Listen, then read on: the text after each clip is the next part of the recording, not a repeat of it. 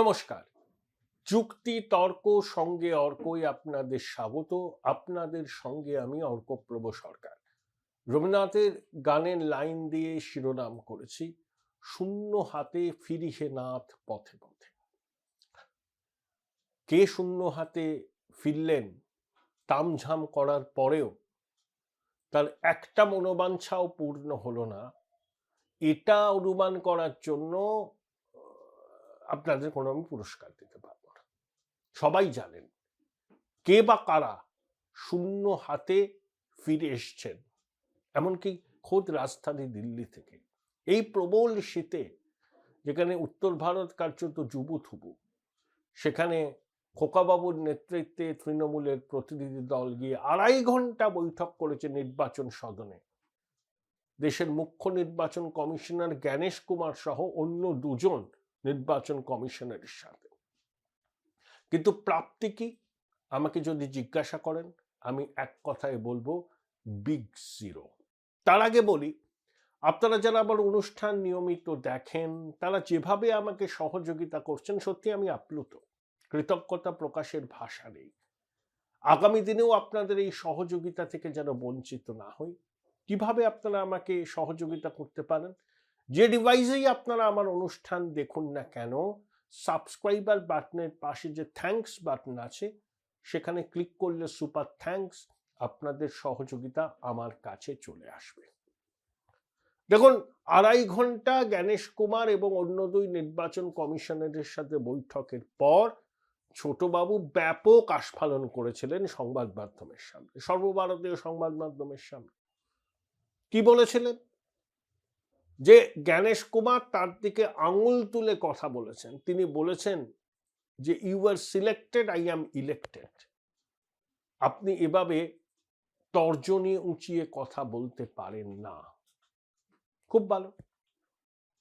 মিটিংয়ের ভিডিও প্রকাশ করার দাবি জানিয়েছিলেন খোকাবাবু। ভাবখানে এমন যেন নির্বাচন কমিশন তৃণমূলের একটা শাখা সংগঠন, ছোটবাবু ইয়ারা পারেন, যা বলবেন কমিশন তাই করবে। শুনলে হাসিও পায়। তারপরে বলেছিলেন যে বিএলএ 2দের কেন শুনানি কেন্দ্রে উপস্থিত রাখা যাবে না, জবাব চেয়েছিলেন কমিশনার। যারা ষাটোর্ধ্ব তাদের বাড়িতে গিয়ে শুনানি করতে হবে। যারা পরিযায়ী শ্রমিক, তারা তো কাজ ফেলে শুনানিতে হাজির হতে পারবেন না, তারা অনলাইনে শুনানিতে অংশ নিতে পারার ব্যবস্থা করুক কমিশন। সেটাও যদি সম্ভব না হয়, পরিযায়ী শ্রমিকদের নিকটাত্মীয় নথি নিয়ে আসুন। কেন বহুতলে নিচে ভোট কেন্দ্র হবে? পিসি ভাইপো সবার খুব আপত্তি। একটা আপত্তি কমিশন মানেনি, গুরুত্বই দেয়নি। কমিশন বলেছে যে বিএলও 2দের শুনানি কেন্দ্রে উপস্থিত থাকা চলবে না। শুধু তো তৃণমূল নয়, 6টা জাতীয় দল, 2টো রাজ্যভিত্তিক দল আছে। তাহলে ধরুন 8 জন বিএলএ যাবে, ইআরও অবজারভার রয়েছেন, বিএলও থাকছেন, সেখানে 8 জন করে বিএলএ 2 গেলে শুনানি সম্ভব?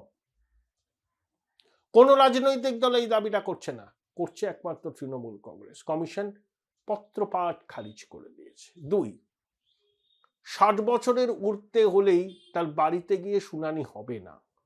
প্রথম কথা বলা হলো একজন গুরুতর অসুস্থ। তিনি সত্যিই গুরুতর অসুস্থ কিনা সেটা তো যাচাই করতে হবে। এই যাচাইটা কে করবে? যদি বিএলও গিয়ে দেখেন না তার পক্ষে সম্ভব হচ্ছে না শুনানি কেন্দ্রে যাওয়ার, তখন হয়তো কমিশন তার বাড়িতে শুনানি করবে।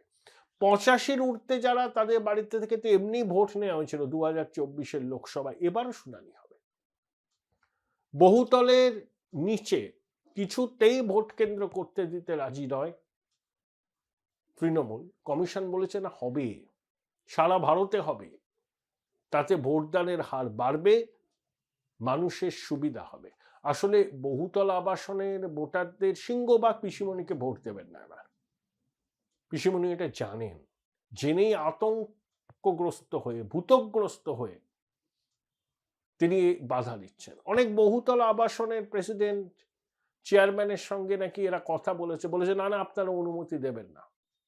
কমিশন প্রয়োজনে ওই বহুতল আবাসনের কমপ্লেক্সের বাইরে অস্থায়ী ভোট কেন্দ্র তৈরি করবে, আর সুবিধা মতো কমপ্লেক্সের ভিতরেই ভোট কেন্দ্র হবে। এই যে মুখ্য নির্বাচন কমিশনার এবং সিইওর বিরুদ্ধে কোথায় পুরুলিয়ায় এফআইআর দাঁড়িয়ে হয়েছে, কমিশন স্পষ্ট জানিয়ে দিয়েছে, স্পষ্ট দর্তহীনভাবে এগুলো করা যায় না। রাষ্ট্রপতি এদের নিয়োগপত্র দিয়েছেন, এদের বিরুদ্ধে এফআইআর করতে গেলে লোকপালের যে নিয়ম আছে, একদম অভিযোগের সপক্ষে প্রমাণ দাখিল করে এফআইআর করতে হয়। যারা এই অপকর্মটি করেছেন তৃণমূলের স্থানীয় নেতৃত্বের উৎসাহে, যারা এফআইআরটা গ্রহণও করেছেন, তারাও কিন্তু শাস্তির মুখে পড়তে পারেন। তাই এটাও কমিশন বলছে যে 2010 থেকে 24 পর্যন্ত বা 11 থেকে যে ওবিসি সার্টিফিকেট বাতিল হয়েছে, আদালতের নির্দেশে সেগুলো গ্রহণ হবে না। পার্মানেন্ট রেসিডেন্সিয়াল সার্টিফিকেট পিআরসি, সেটা পেতে অনেক সময় লাগে। 15 বছর এক জায়গায় থাকতে হয়, তার স্থাবর সম্পত্তি থাকতে হয়, এসডিও গিয়ে সেখানে সরজমিনে খতিয়ে দেখে পার্মানেন্ট রেসিডেন্সিয়াল সার্টিফিকেট ইস্যু করেন। Time consuming. এসআইআর ঘোষণা হলো, সঙ্গে সঙ্গে পার্মানেন্ট রেসিডেন্সিয়াল সার্টিফিকেট দাখিল করতে শুরু করলেন, এটা তো হবে না। কমিশন সতর্ক। ফ্যামিলি রেজিস্ট্রার এখানে নেই। কেউ যদি ফ্যামিলি রেজিস্ট্রারের নথি দাখিল করেন পশ্চিমবঙ্গে শুনানির জন্য, সেটাও গৃহীত হবে না। এটা কর্ণাটকে আছে, বিহারে আছে, যেখানে আছে এস্টাবলিশ নর্মস আছে, রুলস আছে, সেখানে হবে, সব জায়গায় হবে না। এখানে ফ্যামিলি রেজিস্ট্রার বলে কিছু নেই পশ্চিমবঙ্গে, পরিষ্কার করে কমিশন জানিয়েছে। ছোটবাবু বলছেন নির্বাচন কমিশন বাংলাকে অসম্মান করছে, কেন মাইক্রো অবজারভার নিয়োগ করা হলো? পিসিমণি নেতাজি ইন্ডোর থেকে হুঙ্কার ছেড়েছিলেন, এই মাইক্রো অবজারভাররা বিজেপির দালাল, বাইরের রাজ্য থেকে আসছে, এরা কোথায় কাজ করে, কোথায় থাকে, সব তার চাই চাই চাই। কমিশন জানিয়ে দিয়েছে। ইআরও হিসাবে কারা নিয়োগপত্র পেতে পারেন? কমিশনের নিয়ম অনুযায়ী এসডিও পদমর্যাদা।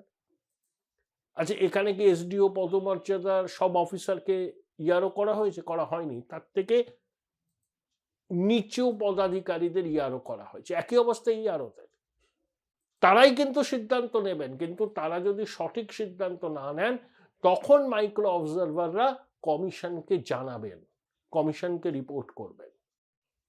সারা ভারতবর্ষে কোথাও মাইক্রো অবজারভারের নিয়োগ হয়নি এসআইআর কে কেন্দ্র করে শুনানির সময়, কিন্তু পশ্চিমবঙ্গে করতে হলো। কারণ পশ্চিমবঙ্গের প্রশাসন হচ্ছে অনুপ্রাণিত এবং গৃহপালিত বেশিরভাগটা। তারা পদে পদে এসআইআর প্রক্রিয়াতে বাধা দিয়েছেন বঙ্গেশ্বরীর নির্দেশ মেনে। এসআইআর যখন শুরু হলো, কমিশন এদের উপর ভরসা রেখেছিল 2 সপ্তাহ। তারপর যখন কমিশন বুঝলো যে এসআইআর এর উদ্দেশ্যটাই ব্যর্থ হবে, এই রাজ্য প্রশাসনের উপর চোখ বন্ধ করে বিশ্বাস করলে, তাই স্পেশাল রোল অবজারভার আসলেন, মাইক্রো অবজারভার আসলেন। অর্থাৎ 2 সপ্তাহ পরে কমিশনের, একে বলবো বিলম্বিত বোধোদয়, প্রথম থেকে এগুলো করা উচিত ছিল, দেরিতে করেছে তাও ভালো। Join Indian Institute of Hotel Management now. Right choice, right decision. না হলে এসআইআর এর উদ্দেশ্যটা সাধিত হতো না। তাহলে মাইক্রো অবজারভারদের কেন নিয়োগ করা হয়েছে শুনানির সময়? ছোটবাবুর এই প্রশ্ন একেবারে বাউন্ডারির বাইরে, বাপি বাড়ি যা শটে ফেলে দিয়েছে নির্বাচন কমিশন। কি পেলেন? এত আস্ফালন, এত পদযাত্রা, সংবিধান হাতে পিসিমণি হাঁটছেন, খোকাবাবু তার কয়েক কদম পিছনে, 4 নভেম্বর আম্বেদকরের মূর্তিতে মালা দিয়ে জোড়াসাঁকো ঠাকুর বাড়িতে গিয়ে বক্তব্য রেখেছিলেন, মনে আছে আপনাদের? রবীন্দ্রনাথের জোড়াসাঁকোতে গিয়ে পিসিমণি ভুল হিন্দিতে বললেন। আবার সেদিনকেই খোকাবাবু ইয়ং প্রফেশনালস অ্যাসোসিয়েশনের একটা সবাই গিয়ে ঠাড়ে ঠোড়ে বলেই দিলেন যে তিনি রাজ্য প্রশাসনের মাথায় বসতে খুব আগ্রহী, সেটা নাকি হবে, এটা একটা পদ্ধতির মধ্যে। পিসিমণি খুব জ্বলে উঠলেন, কি আমাকে না জানিয়ে গেছে? আমাকে জানালে কি আমি বারণ করতাম? তখন শুনি তৃণমূলের অভ্যন্তরে খোকাবাবু বলেছেন, দিদিমণি আবার শিল্পটা কি বোঝেন, শিল্প তো আমিই বুঝি। যাই হোক, এখন নির্বাচন এসেছে, এখন পিসি বাইপো এক হয়েছে, এরা কখনো বিটার আর কখনো গিটার, বোঝা খুব মুশকিল। তবে অনেকেই বলেন এটা হচ্ছে গটাপ। এই বিরোধটা তৈরি করে রেখে পিসিমণি খোকাবাবু বোঝেন যে কারা কার দিকে আছেন, কাদের আনুগত্য কার দিকে, এটা যাচাই করে নেন। তখন টিকিট ডিস্ট্রিবিউশনের ক্ষেত্রে এগুলো একটা রোল প্লে করে। হ্যাঁ, কিছু কিছু বিরোধ তো আছেই, প্রজন্মের ব্যবধান হলে বিরোধ থাকে, কিন্তু পিসিমণির কিছু করার নেই। খোকাবাবুর হাতেই দলীয় তহবিল, আইপ্যাককে ছাড়া তৃণমূল লড়তে পারবে না। কারণ দিদিমণির ঘনিষ্ঠজনদের বয়স দেখুন, সব 70 ছুঁই ছুঁই। 14 বছর ক্ষমতায় থেকে তারা বিলাস বসনে ডুবে আছেন। শীতাতপ নিয়ন্ত্রিত গাড়ি বা ঘরের বাইরে বেরোন না। কে এই পিচগলা গরমে ভোটের প্রচার করবে? পিসিমণি জানেন, তাই অনেকটা বাধ্য হয়ে রাশটা খোকাবাবুর হাতেই ছেড়ে দিয়েছেন। কিন্তু লাভ কি হলো খোকাবাবুর এত আস্ফালনে? করতে দেব না, বুঝে নেব, কমিশন ঘেরাও করব, কত 10 লক্ষ লোক নিয়ে যাবেন বলেছিলেন, গেলেন তো 10 জনে। এসআইআরও হলো, এসআইআরও হবে, তবে ভোট কবে হবে আমি এখন বলতে পারবো না। আগে পূর্ণাঙ্গ ভোটার তালিকাও কি 14ই ফেব্রুয়ারি প্রকাশিত হবে? প্রশ্ন আছে। কিন্তু দিদিমণি আর খোকাবাবু যা যা দাবি করেছিলেন, একটা দাবি কমিশন মানেনি, একটা মানেনি।